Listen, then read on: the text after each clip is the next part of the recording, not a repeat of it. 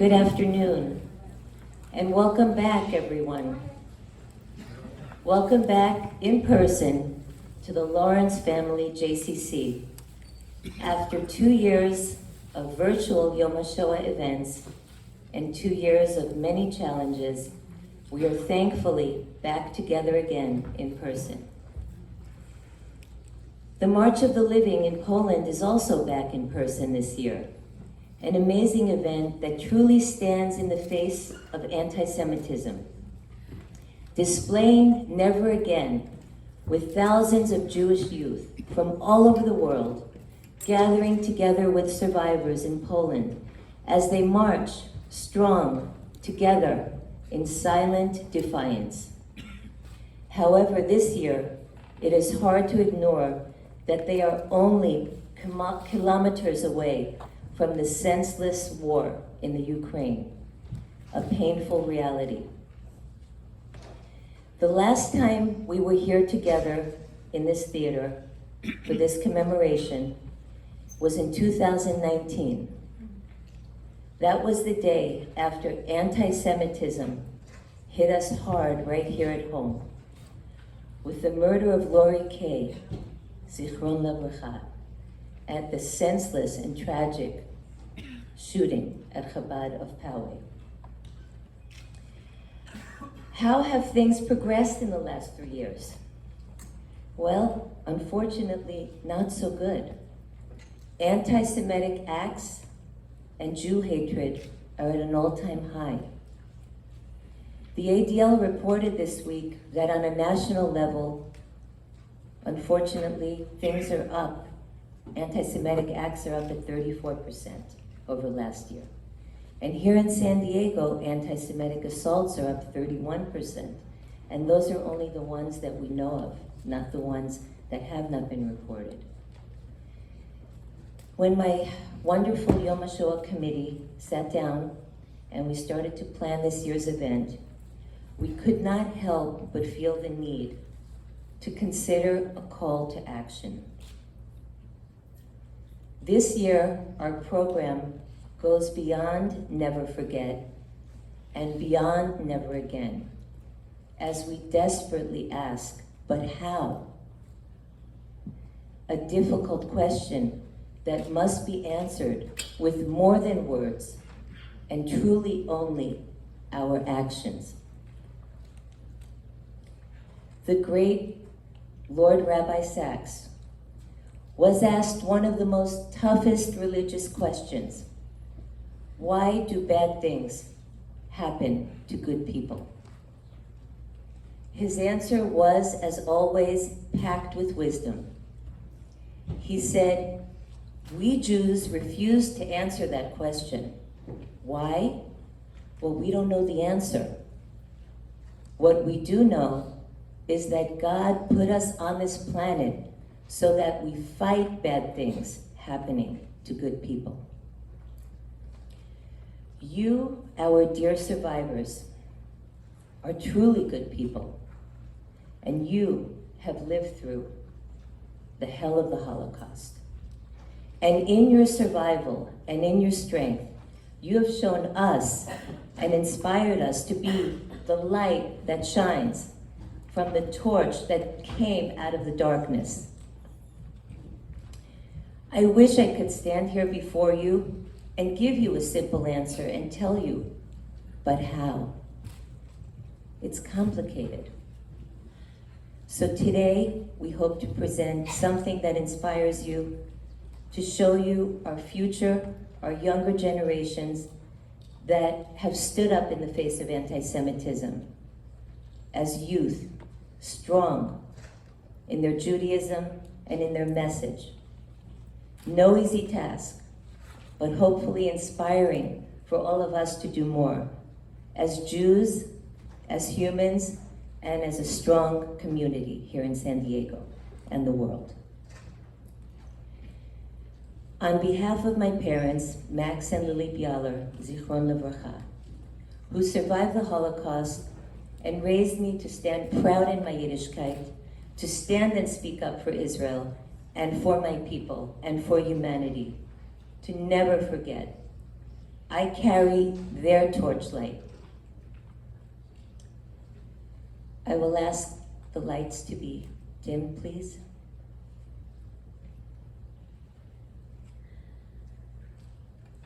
Survivors,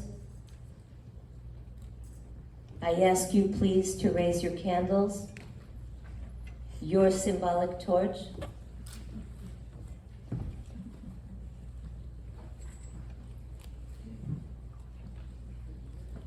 Survivors, hold your torch high. We're so grateful you're here. Now I will ask everyone else here today to please turn on your finger lights. Second generation, third generation, and fourth generation are littlest torch bearers. We all symbolically accept the passing of your torch. Our San Diego survivors, here's to you. Here's to never again. And may we be blessed to continue to show the world how. Thank you.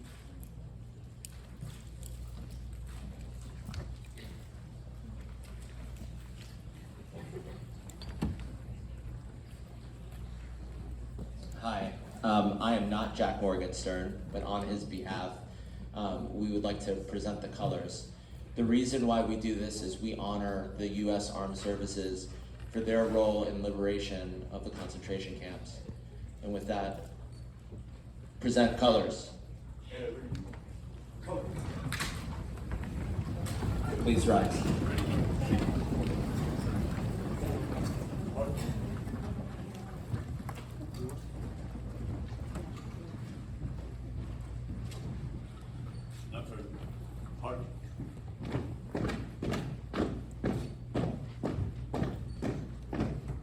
Colors. Halt. Present color.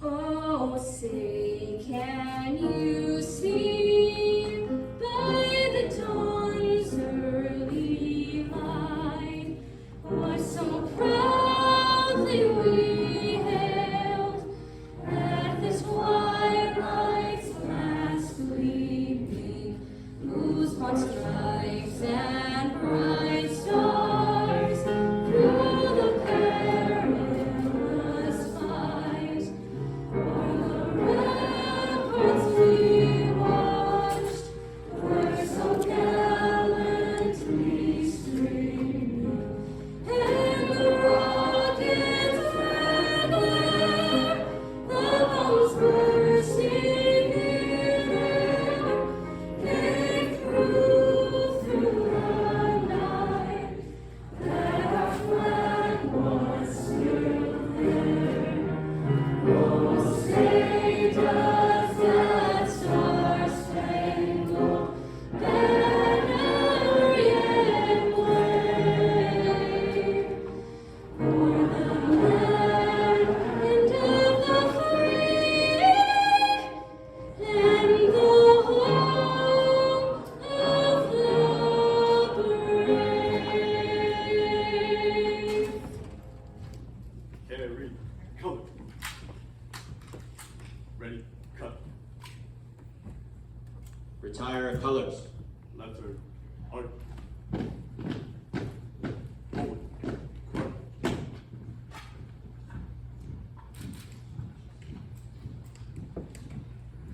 Colors, hold. Order. Color. Sweep. Ready, cut. Follow.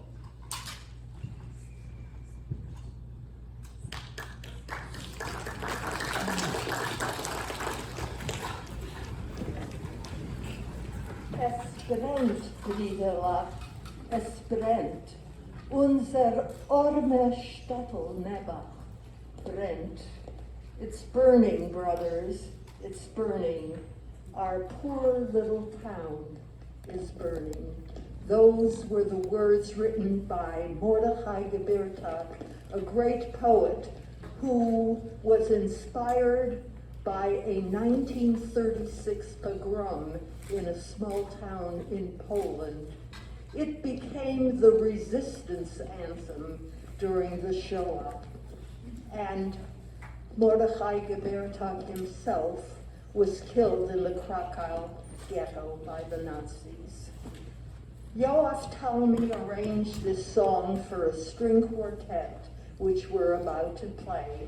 We are the Door La Door Quartet because we range from 18-year-old cellist to myself on viola and 2 violinists in between. You'll read our names in the program. And in this, you will hear the cellist's anguished singing of the melody. Then the first violin takes it up, and it is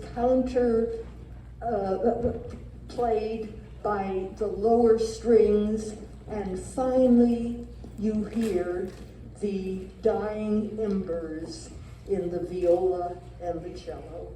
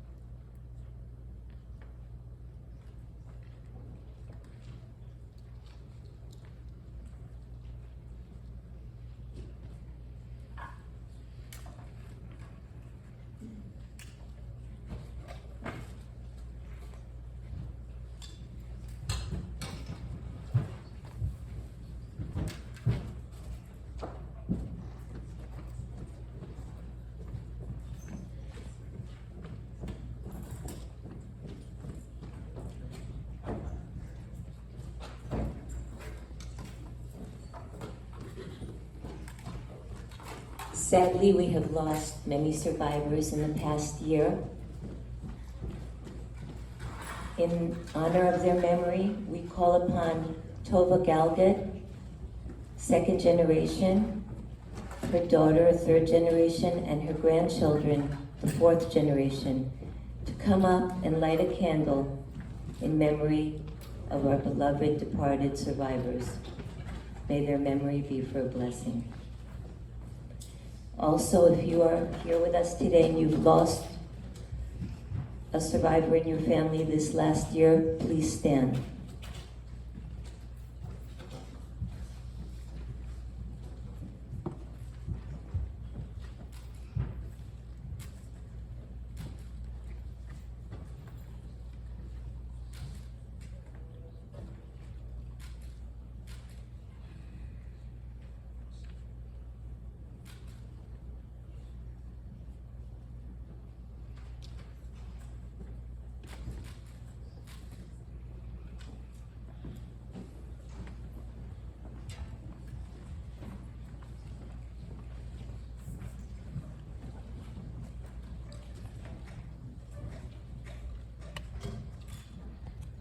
Hi, I'm the president of the New Life Club. The New Life Club is a local organization by survivors of the Holocaust. Every year, we come together as a community to commemorate the Yom Hashoah. But unfortunately, the last 2 years, we were unable to do it in person because of pandemic. I'm happy to see all of you here now. Thank you for coming. This afternoon we will be lighting 7 memorial candles. 6 candles to memorize the 6 million Jews who perished in the Shoah, and 1 more candle to represent the Ukrainian Jews who also perished in the Shoah. May the light of each candle bring us hope for a more peaceful tomorrow, and never again. I will call each candle lighter one at a time, or Shamus Kate Chasen will assist you in lighting the candle. I would like to mention that Kate is this year's winner of the Lily Beala March of the Living Scholarship Award. The first candle will be lit by Rose Schindler.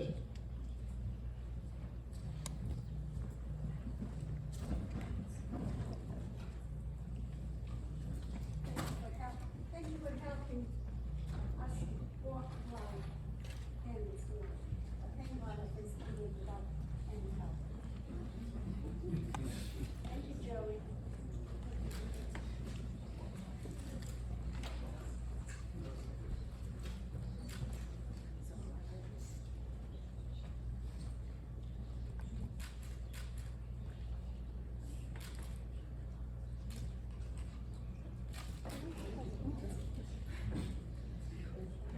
Thank you, everybody, for coming.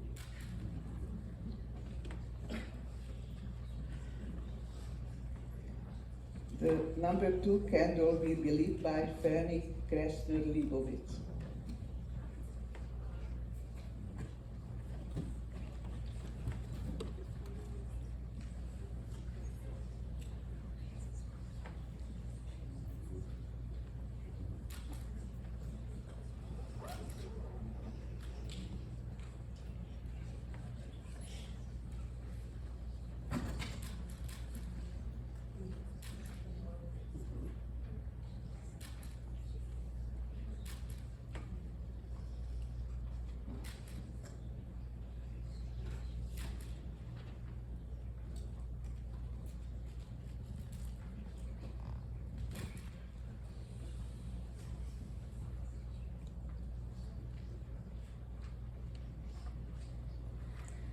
Third candle will be lit by Edith Falkowitz.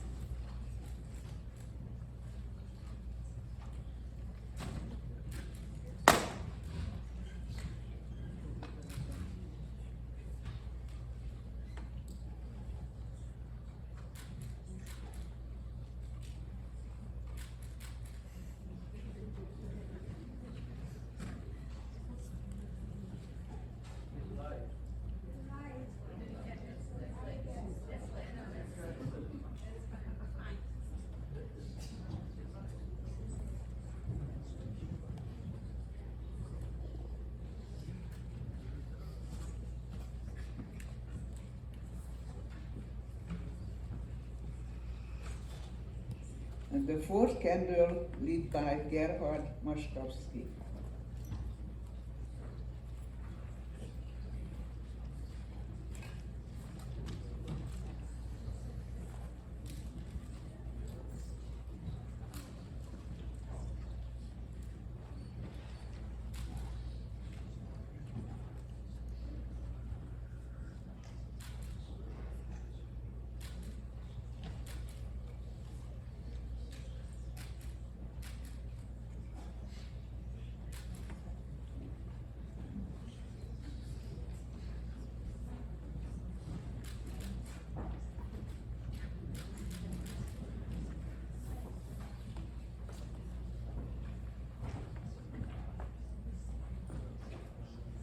The fifth candle lit by Dan Midler.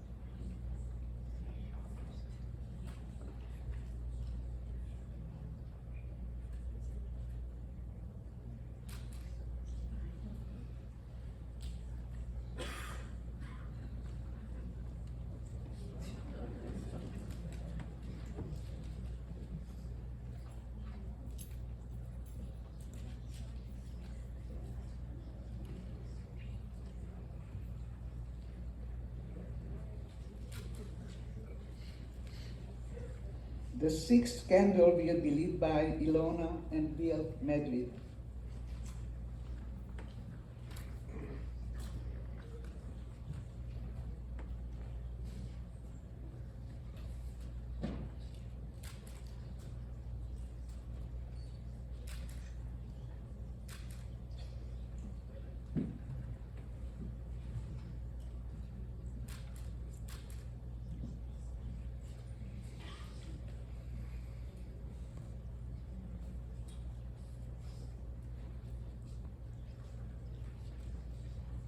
And the last candle will be lit by Larissa Smotrich.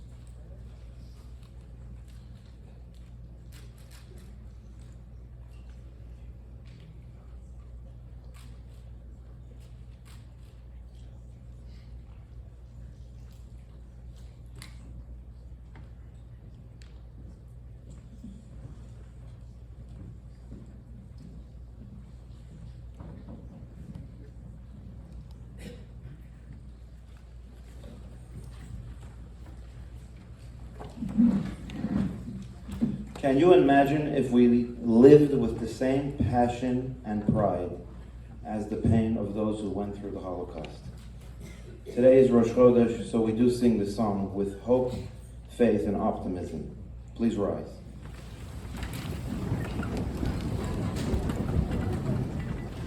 El Molei Rachamim, Shoichein B'Meroyamim,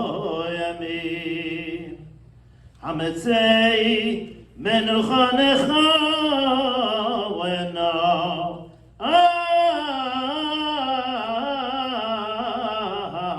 Kanafei HaShechina B'Malois Kedai Shemutio V'Yarim Kezayad Harakiya Mahazhiyirim Asni Yishmas 6 מיליוני קדושי עליון אנשים נשים וטף שולח לי אלוהים בעבור שנות Tzedakot v'tzedakah, v'yadas koras nishmosam, Began Eden, Temnuchosam, Lochein Balor Achamim, Yastireu Seiser, Kenafav, Lielamim, Vitzroir Achaim es Nishmosam, Adonai hu nachalosam, Ve'anuach hamishkavam, B'shalayim v'namar. Amen. May be seated. Iskadash Meir Rabba. The Almighty Rav to save Yamrich Machsei. Chaychol Mechol Chaychol Beis Israel. Bagal Amizman Karib V'mu Amen. Yeshmei Rabba Morach Lamo Meir Mayo. Isparach, Ishtabar, Vispar, Visromam, Visnasei, Visadar, Visaler, Visalal, Shmei, Kutshov, Refu, Leelo Mikol Bechasor, Shirosor, Tishbechasor, V'nechemosor, Damiram Malmor, V'imru, Amen. Yishlomo Rabba Mishmayo, V'chaim Aleinu, V'akol Israel, V'imru, Amen. Ose Shalom V'mremov, V'yase Shalom Aleinu, V'akol Israel, V'imru, Amen. On Yom Hashoah, we remember those that were taken. We honor those that are still here. And we teach the future generation so that it never happens again. In a moment, you are going to see an incredible video. A video of survivors that are still here with us. Some in this room, some who are unable to be here today. But the video was created to honor their vibrancy. And I hope you all enjoy it. I want everybody to know that in this final chapter, we want to make sure that we reach out to every survivor in our community. And we know that we have missed some in this video, and we want to continue to add to it. At this moment, Sandy, where are you? Sandy, would you mind just waving your hand? We are really privileged to have Sandy in our community. She's doing really wonderful work in videoing and interviewing our Holocaust survivors. If you know somebody who could be added to our video for next year, please reach out to her after tonight's program. So with that, I hope you enjoy this.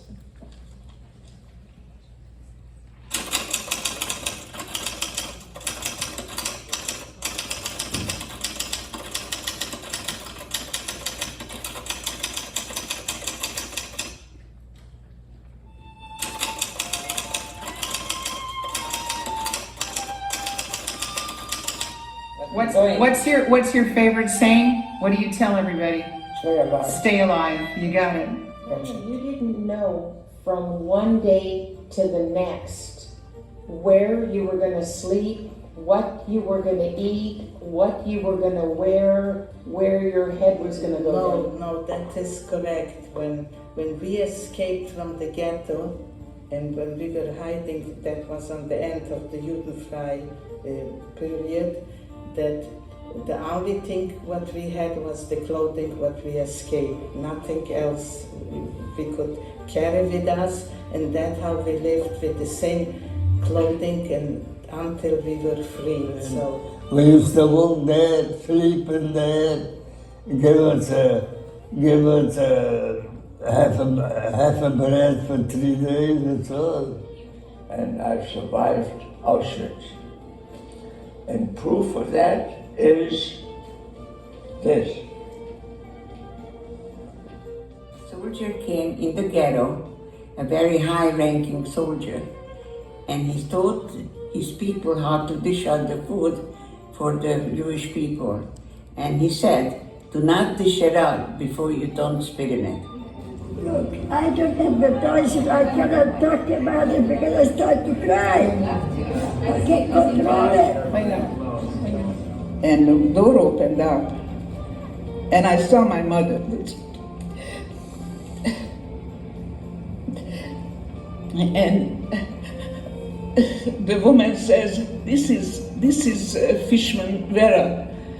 And my mother looked at me and he says, oh, that poor little boy, I'm looking for a girl. She didn't recognize me. And I was screaming because I thought she was gonna leave me. And I said, I'm a girl and my name is Veronica Fishman and you're my mother. And actually, I never cried before and I just Stand there next to each other. The Just like that. Like your fingers. Yeah, like that.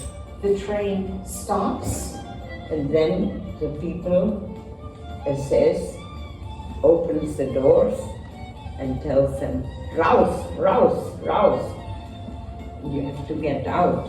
And then you walk up to the concentration camp. And because of the sanitation, a lot of people died of typhus. I had typhus, and because I was young, and when people would die, it was laying next to me, and I saw the people don't move. And usually young people like me, whenever we get food, we always eat right away. We don't leave nothing for later. Only older people figure, oh, I'll have it later. Only later never come because they died during the night. So I'm not ashamed to say I took their bread and I eat.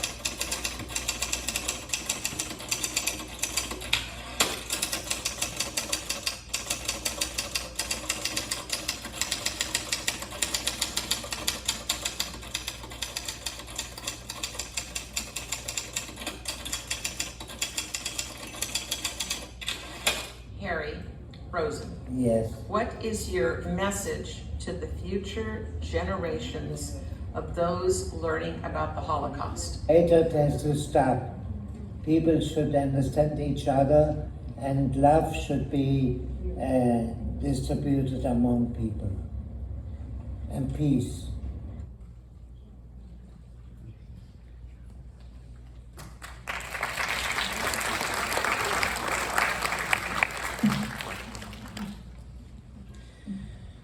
So we lost Harry a couple weeks ago, but we felt that this quote was really appropriate going into this next component of our program.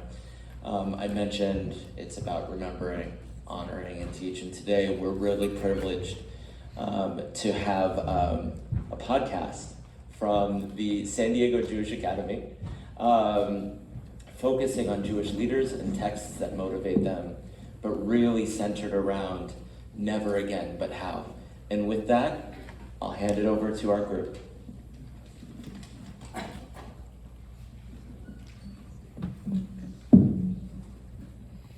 Hi everyone. This is Chavruta, Jewish Texts and Their Influence on Our Lives, a podcast by the San Diego Jewish Academy.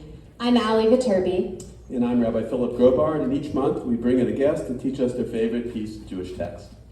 Today we're interviewing two special guests in commemoration of Yom Hashoah. The theme of this afternoon's event is Never Again, but How. And today we'll learn from two individuals who have turned these words into action. Anna Maya, who is a senior at Bonita Vista High School, and Dr. J. Luke Wood, the Vice President of Student Affairs and Campus Diversity at San Diego State University. Thank you so much for being here, Anna and Dr. Wood. So Dr. Wood, we're going to start with you. I know your role as a Vice President of SDSU is to work with diversity. So maybe you could talk a little bit first about your role, and maybe you could bring in also just your role in the Anti-Semitism Task Force at San Diego State. Absolutely. And again, thank you for the invitation to be here. So as Vice President for Student Affairs and Campus Diversity at SDSU, we are, and our team of individuals is responsible for basically everything that happens outside of the classroom. So if you think about the learning experience, students certainly learn in the classroom from their professors, and I'm a professor myself, but much of the learning takes place outside. Student clubs and organizations, fraternity and sorority life, being part of a residence hall and living on campus, participating in career services, counseling and psychological services. So there's about 35 different areas that we steward, and as part of our work, we focus on diversity and inclusion. And we do that for a number of reasons, but we believe that it makes us stronger as a campus, and it helps to drive the innovation and excellence that we're trying to bring to the San Diego community. And so one of the efforts that we have is the Presidential Task Force on Anti-Semitism. And this task force was founded pretty recently. And there's two members of the task force who are here today, Jessica Nair and Yiftach Levy, who are also part of this work. And essentially what we do is we look at issues facing the Jewish community on campus, and we really try to address issues of anti-Semitism and create a better environment of inclusion. And the reason that the task force was founded is really after January 6th, with the insurrection at the Capitol, we saw a major rise in anti-Semitic incidents taking place on campus. A number of incidents that were pretty high profile, and it really in a series of back-to-back in our Jewish community, was certainly reeling from those incidents. They included a Zoom bombing, which is essentially when you have a class that's being taught online and people from outside that class come and they try to take over the class. And there was an incident where that occurred, and there was anti-Semitic language and imagery that was drawn on the screen. We've had, of course, like many of the other campuses in our community, swastikas being painted on campus in different areas. People who have been called different things. We've had our Chabad house that was vandalized, and then the menorah in front was vandalized as well in two separate incidents. So I could go on talking about these incidents, but ultimately what we wanted to do as a community was say, what is it that we can do to change this? And a lot of that deals, and especially with anything in diversity inclusion, with education. If we want to change the future, then we have to change the minds. And changing minds helps us change actions, and that's what we've been focused on doing, is really better preparing our students, faculty, and staff to understand people who may be different from them, may have culture that's different from them, but learning how that really is a source of strength, not something to see as a threat. What would you say has been the biggest challenge so far on the task force? Well, the task force has a number of challenges that face it. One is the pervasive number of incidents has really caused us to have to think about a protocol for how do we respond to these issues when they occur.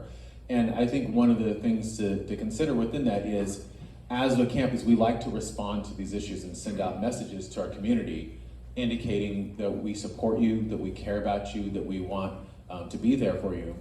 But with so many incidents and then sending out messages each time, were we inadvertently almost raising anxiety more so about these issues? So it's this balance of trying to address the issues themselves without creating further discord and fear within the community.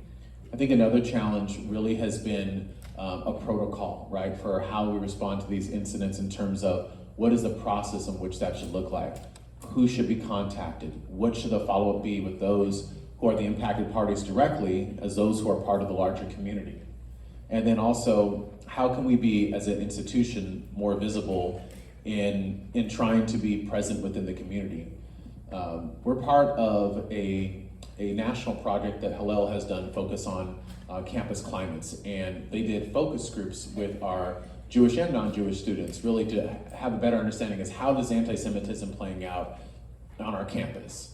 And one of the things that came out of that was this perspective that the administration is indifferent towards these issues. And from my perspective, we're certainly not indifferent, but maybe there is a desire for us to be doing more, be more present, be more visible. And so that's what we've tried to do, is to be more present at events that are taking place on campus, to be more thoughtful about how we're reaching out to students and student organizations, to build better relationships with Hillel, Chabad, ADL, and working to really just see this as we can't do this on our own, and recognizing that we have to be doing it in collaboration with community partners to really create the change that we want to see. Great, thanks. So you brought a text. So maybe we'll go through it. Did you have it in front of you, or do you want to talk about it? How do you want to? So I don't have it in front of me. I can talk about it, certainly. Okay. And it's so it's from Kings. And I've got it here too, so I'll be checking on you. Okay. Go ahead.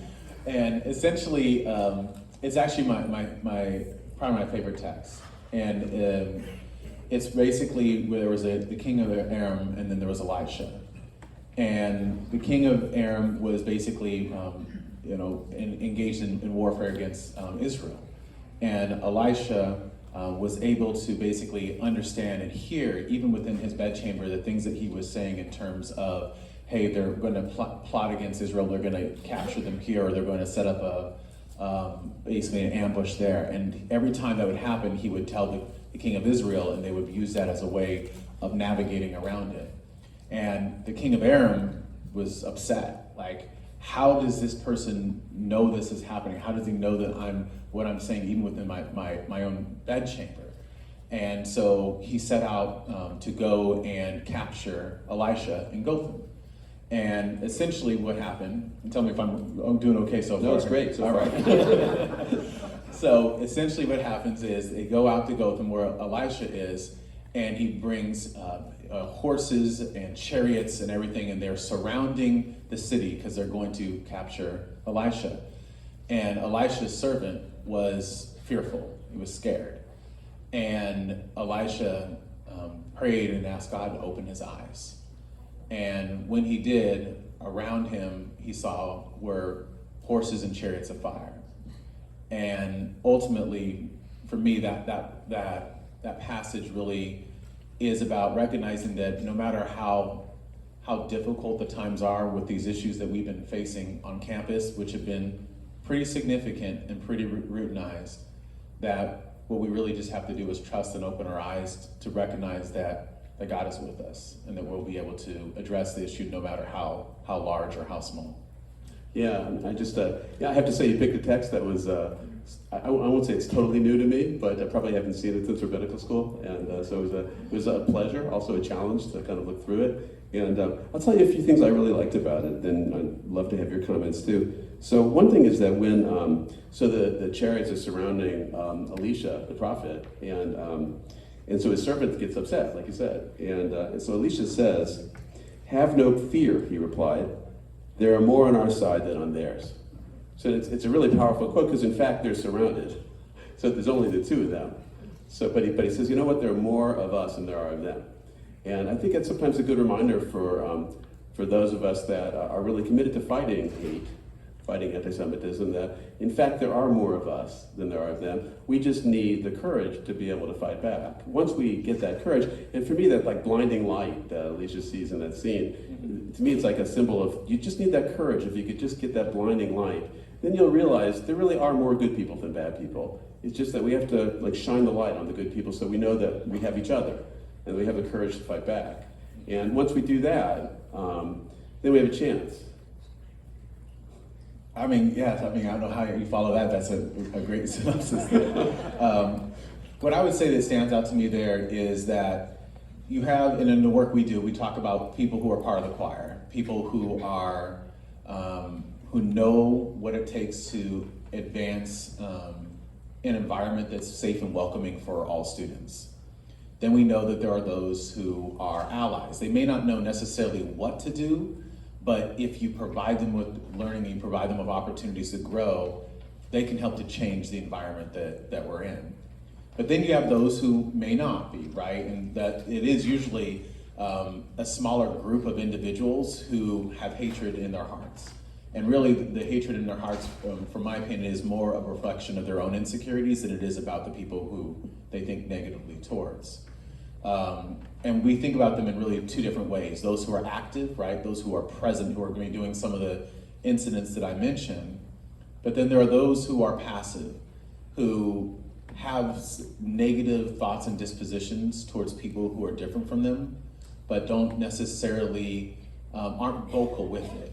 And oftentimes when we're talking about the work that we do in diversity, what we're really trying to do is to reach those. Those are the ones who want to kind of stay out of the fray. They harbor these thoughts and sentiments, but if we can engage them and we can get them to care, then we can get them to employ strategies and practices that create a better environment for our students.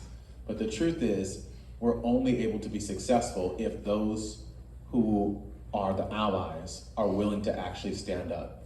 In some ways, you think about it like what you hear with bullying, right? There's a person who's the bully, there's a person who's being bullied, and then there's the bystanders. And we want the bystanders to be upstanders to stop the bully from bullying. But most people don't do that because they're fearful. Because if I do so, then they're gonna bully me, or I'm gonna become the target. But the truth is, if we all did that in unison, the bully would realize that there's far more of us than there are of them. Yeah, that's great. I was just thinking, you know, we're in a time right now, and of course, there's been worse times, but it just feels like evil is on the march, like, you know, wickedness is on the march. And it's talking specifically about Ukraine, but you could look around too. It just seems like it's something that we see. And you need that reminder sometimes. I guess that is the time where allies, bystanders really have to stand up. Because there's the people that are going to fight no matter what. And then there's the wicked people that are going to fight no matter what. So you really need, the light needs to really shine on the bystanders. It's very interesting to think of it that way. It is, and so ultimately, right, it all comes down to not just having the right knowledge, but having the right action too, right? Knowledge and action don't always go hand in hand. For example, all of us probably know how to eat well, but we don't always do so.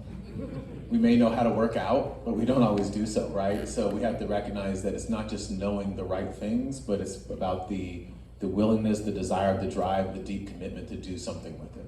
Yeah, I was just thinking of Jewish kids on campus too, who, you know, there's always the activists who are gonna just be strong and fight, but then there's a lot of Jewish students, they just don't want to be involved. I mean, they just don't want to, they don't want their lives to be defined by some kind of fight against evil. But there is a need to motivate them too. You know, that's Alicia somehow just gives us this great metaphor of this light that shines, and then suddenly it's okay. But I guess the work you're doing provides that kind of light. Well, I would say that we're trying to. But I also want to say that we have a long ways to go. Because anytime you ever think that you've arrived, that you're where you need to be, that's usually when you're at your point of greatest weakness. So I have a friend, he always says, if you're not ascending, you're descending. And I think when it comes to the DEI work, that's what we're trying to do. And I said DEI is an acronym, diversity, equity, inclusion. And we have a great team of people. I mentioned Jessica before, but they're, between her and our partners with ADL and Hillel and Chabad, we're really fortunate that we have a community of people who truly care and are truly helping us to create a better environment. And we have to, because if we don't, then we allow hate to manifest. Okay. Well, I really appreciate you coming and sharing that. So maybe we'll talk a little bit more later, but we're going to hear now from Allie and Anna. So. Thank you so much, Dr. Wood. And I think you'll see the future is very bright because Anna is actually attending SDSU starting in the fall. And I know that she is very committed to doing this work.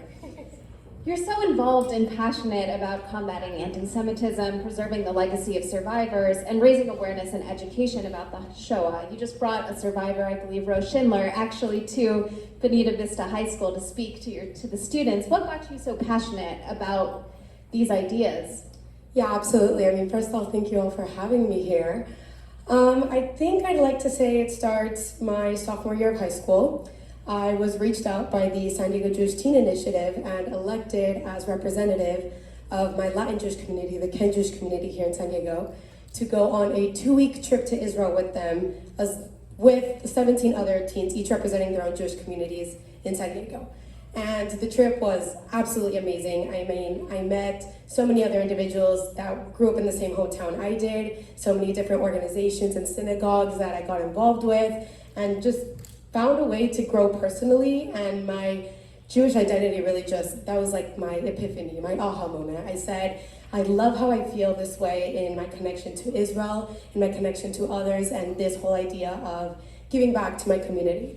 So immediately upon my return, I'm now a junior at this time, I immediately got involved with the Stand With Us, the Peer Leadership Fellowship here at the Jewish Federation, and so many more opportunities to really just get to know all the problems we have in our community, especially in pertaining to the youth. As we are up and coming, we are the next generation to follow, and with these scary anti-Semitism rates coming up, I mean, I have been a victim, and I know so many others have too. What can I do? What can I help others do and inspire thought to really just stop combating this hate, to start Holocaust education, to start, finding ways for these individuals who don't even know what they are doing. I'd like to say, and I like to say it a lot, that I'd like to believe we live in a world full of ignorance rather than hate, because I believe hateful sentiment is much more difficult to combat than ignorant. And with that, I believe education is the absolute perfect answer for ignorance. So what do? I get involved with school. I started an Israel club at Bonita Vista High School with over 20 members participating in. We just brought Rose Schindler, as you said, to come speak about the Holocaust, her experience, which we had more than 500 students attend. It was an actual amazing event, and just keep going from there. And unfortunately, even with Zoom and not, probably one of the most recent occurrences back in November of 2021 was that my school was vandalized with swastikas and anti-Semitic sentiment, even the word Hail Hitler sprayed across one of our doors. And that was where I wasn't even brought attention to it because it was covered up immediately. So it's when a teacher came up to me and said, hey, this happened, what are you gonna do? And I took charge from there, and that's when things started getting really big. I contacted a lot of people, and probably one of my biggest accomplishments since then was drafting an anti-Semitism resolution for my school. And basically it's applied to all of Sweetwater Union High School District. It was also followed with San Diego and San Diego, basically condemning any anti-Semitism that occurs on campus and providing the adequate consequences so that, anti-Semitic sentiment spray painted across walls aren't just covered up, but that they're addressed and that we understand the severity and the consequences behind those actions. Yeah. That's so amazing to hear. And I think especially in our institutions of education, it's so important to have people like you that are advocating for this. I'm I'm curious what the response has been among your peers. You know, I think it's very brave at your age to go out and to create these initiatives in these schools. Or have you found that what is the landscape? Is it optimistic? Have you met resistance within your community? Absolutely. I mean, to be honest, there has been no resistance whatsoever, even from my district, even from my peers who don't necessarily identify as Jewish or have any sort of, knowledge behind Israel, some just outsiders, so to say, completely supportive. And that's just incredibly eye-opening to me, because so many of us, that kind of what you were saying, about the knowledge and the actions, like so many of us have all this knowledge and we're so scared to take these actions. But if something that I've done and if my peers have supported is that luckily the resistance I have faced has been close to none. So that whole idea of taking the first step, yes, it's scary, but you never know what you're gonna face. And in my case, and in my community and my surroundings, there has been no resistance. So I am more than happy to take that first step. And although I'm a senior, and although I am leaving Bonita Vista next year, I have a great foundation of freshmen to sophomores to juniors, ready to take on the role, ready to be inspired with Israel Club, and just keep going from there. That's so inspiring. It always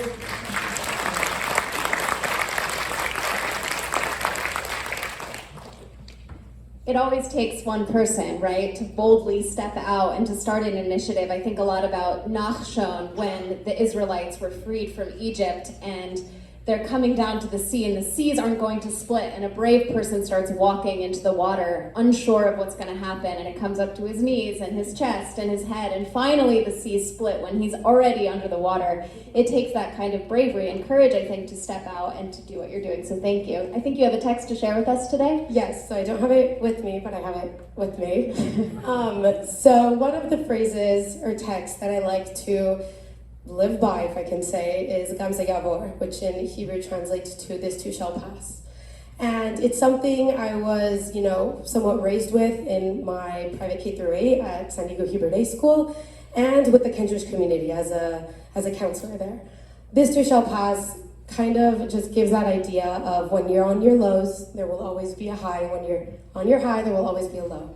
So it's a really nice grounding metaphor. And I like to apply it in any sort of difficulty or any sort of accomplishment I've had in my life, For example, with all this anti-Semitic sentiment that has been going around in my campus and across school districts, this too shall pass. It isn't gonna be this bad for long as we do something about it, as long as we step up and do all and anything that I can with a group of so many also supporting teachers, students, administrators, parents, you name it, they're supportive, and keep going from there. And as well as with my accomplishments, it's a grounding factor. It's really knowing that it's a humbling experience to really just live life the way it should be. And I can really correlate it to this whole idea of, never again, but how? How can we just stop this right now? Holocaust denial is really prevalent. I mean, in my high school experience, I've had one student tell me, wait, what's the Holocaust? And that was just completely eye-opening for me as well. And it's saying, okay, how can I educate it? And I brought Rosh Schindler and so many other resources to really students to really give them that eye-opening experience. So it's just a matter of, logistically seeing what it is you can and can't do and making possible of what you can.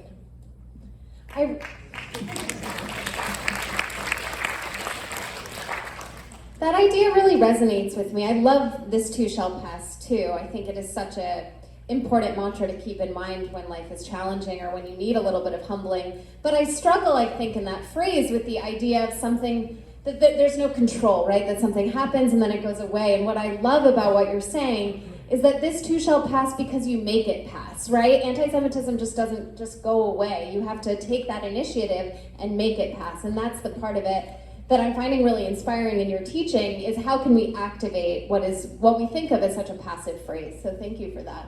I was doing a little Googling before this about what is the origins of Gam Ze Ya'avor, and I found out there's this kind of midrash from King Solomon that I was sharing this with you earlier, that he asked his minister to go find this magic ring that will make happy people sad and sad people happy. And his minister goes all throughout the kingdom and can't find this ring, and finally he does.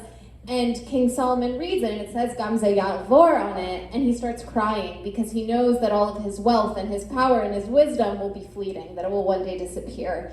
And I think there's something so humbling about that, something also so poignant about it. And I think with the way that you're saying, I think it's something you can really take with you as you go throughout your life and continue doing the work you're doing. I mean, yeah, I aspire to. And even that whole idea, you know, the minister didn't have to go and seek everywhere throughout the kingdom to just find the ring. You know, it was his dedication, his motivation for change that he surprised King Solomon and said, here, I found it. So, you know, it's that being that, you know, finder, that seeker, and that's the first step, you know, because if not, this too shall pass might have never even become such a mantra, you know. So it's definitely just taking that first step to, you know, get places. Where do you find that drive, that motivation to keep looking, to keep going out into the world to find that ring? I mean, you're not the first person to ask me that, I'm not gonna lie. Honestly, I'd like to thank just my foundations. You know, I luckily grew up in such a beautiful home, always reinstilling these beautiful Jewish values and morals. And honestly, being a graduate of the class of 18 of the San Diego Hebrew Day School, I mean, such a beautiful environment as well. And just the Ken Jewish community, I've luckily had such a great upbringing with so many great, you know, resources, and also taking like my family's history into account, that everything we have now and all the communities and all the organizations, like this wasn't here 50, 100 years ago. Like this is all now. And with this anti-Semitism surge, I fear that if we don't continue growing the way we are, where is it going to end up? So it's this whole idea of keep moving forward, keep doing everything we can to really like step above all this anti-Semitism and all this hate on all levels. Well, I think like with leaders like the two of you, I feel like Gamze Ya'avor feels more concrete than ever. Yeah. So I really want to thank both of you for taking part in our podcast, and thank all of you. This is the first time we've done it live. We're not really used to applause, but it's, even if it's not for us, but I'm really grateful that we could do this. Well, thank you for having us, and we're very much looking forward to having you at San Diego State. Thank you.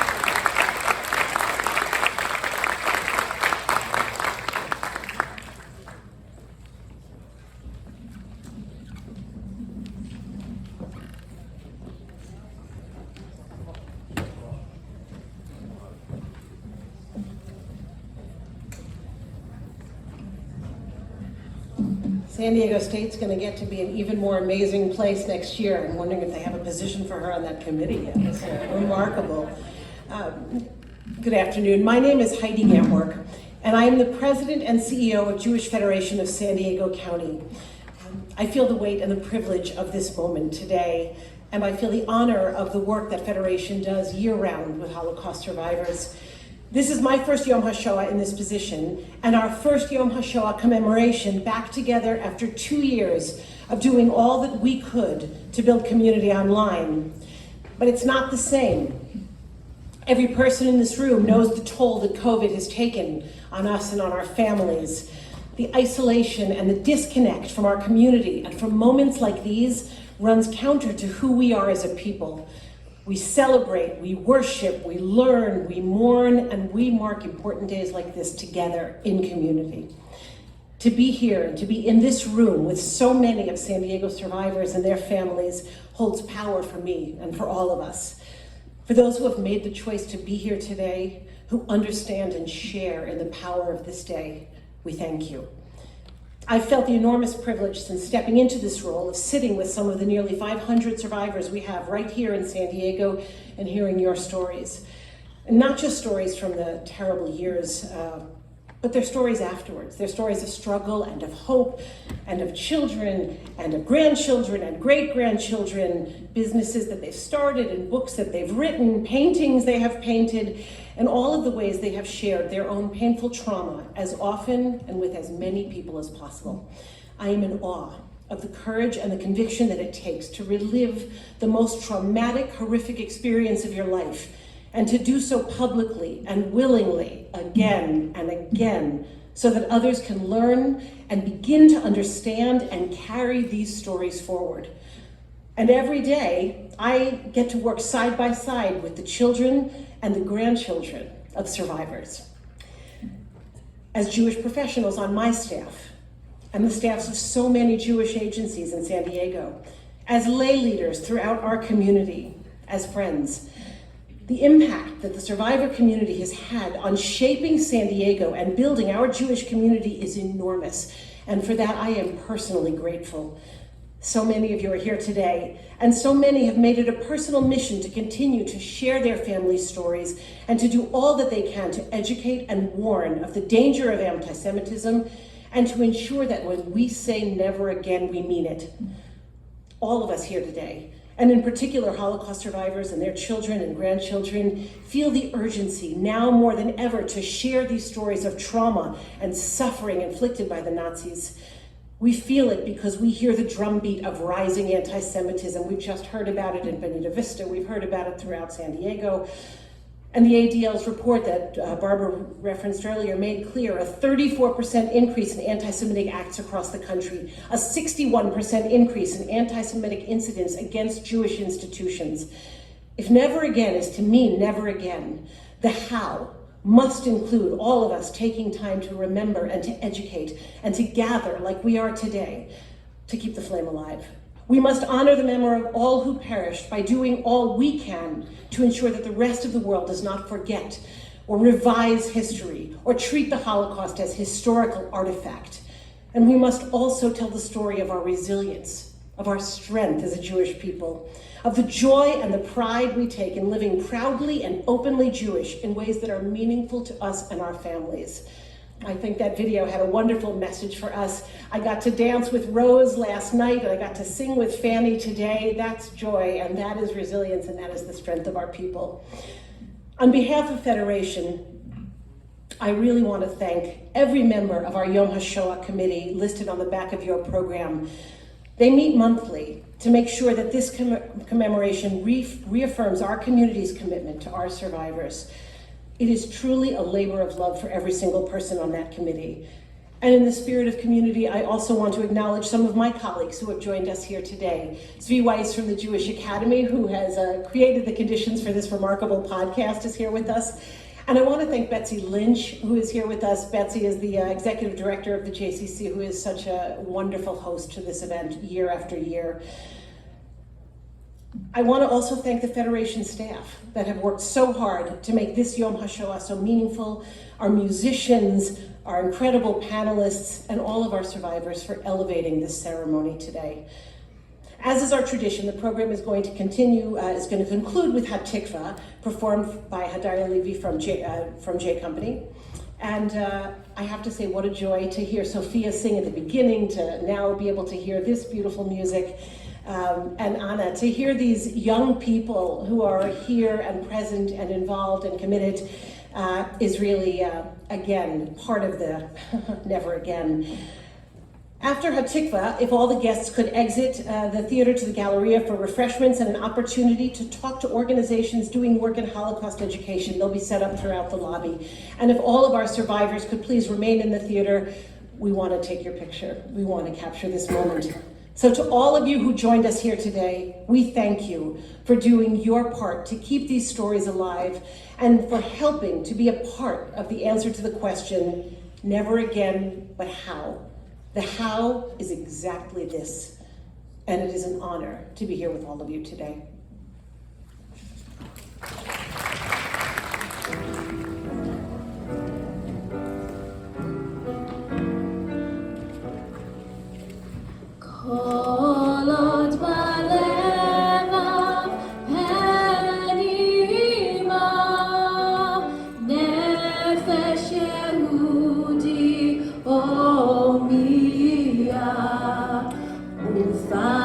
Fatemi